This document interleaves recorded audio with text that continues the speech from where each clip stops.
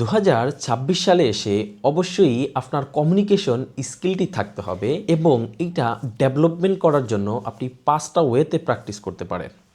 Number 1, আপনি everyday যাদের সাথে কথা বলতেছেন বা যোগাযোগ করতেছেন, আপনার বলার থেকে আপনি তাদের কথা শুনুন, মনোযোগ দিয়ে তাদেরকে বোঝার চেষ্টা করুন। এইটাকে বলা হয় ভালো শ্রোতা হওয়া। সো ফার্স্ট অফ অল আপনাকে কমিউনিকেশন স্কিল ডেভেলপমেন্টের জন্য ভালো শ্রোতা হতে হবে।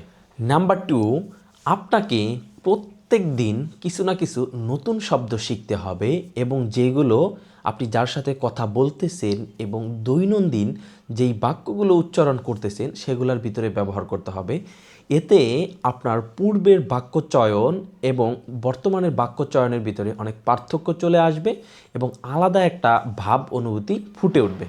নাম্বার 3, যারা মূলত ফাপলিং করেন, কথা বলতে আটকে যান, তারা অত্যন্ত প্রত্যেক দিন 30 মিনিট করে আয়নার সামনে দাঁড়িয়ে নিজের সাথে নিজে কথা বলবেন, নিজের চেহারার দিকে তাকিয়ে নিজে কথা বলবেন, অথবা আপনি যেই কথাগুলো বলতেছেন এগুলো ফোনে রেকর্ড করে তাহলে শুনবেন। এতে আপনার নিজের ভিতরের জড়তা 100% কেটে যাবে। জাস্ট 1, 2, 3 করে এরকম 4-5টা দিন বা একটা সপ্তাহ প্র্যাকটিস করে দেখেন, তাহলে এর ফল অবশ্যই আপনি পেয়ে যাবেন। সো আপনাকে অবশ্যই আয়নার সামনে দাঁড়িয়ে বা মোবাইল ফোনের ক্যামেরার সামনে প্র্যাকটিস করতে হবে এবং কথা বলতে হবে।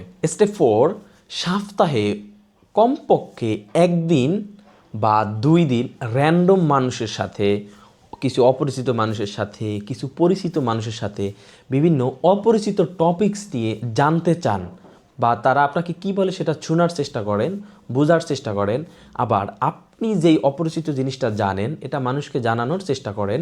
এতে আপনার কমিউনিকেশন স্কিলটা অনেক ডেভেলপমেন্ট হবে, যে একটা টপিক্সের উপরে আপনার ব্রিফ করার মতো অ্যাবিলিটি তৈরি হয়ে যাবে এখান থেকে। নাম্বার 5, আপনাকে এভরিডে 20 থেকে 30 মিনিট পডকাস্ট শুনতে হবে। কারণ আমরা এভরিডে যেই কন্টেন্টগুলো দেখি এগুলো বিভিন্ন আঞ্চলিক ভাষার প্রভাব থাকে বা চলিত আঞ্চলিক মিশ্রিত থাকে, তারপরে আমরা বিভিন্ন ল্যাঙ্গুয়েজেরগুলো দেখি।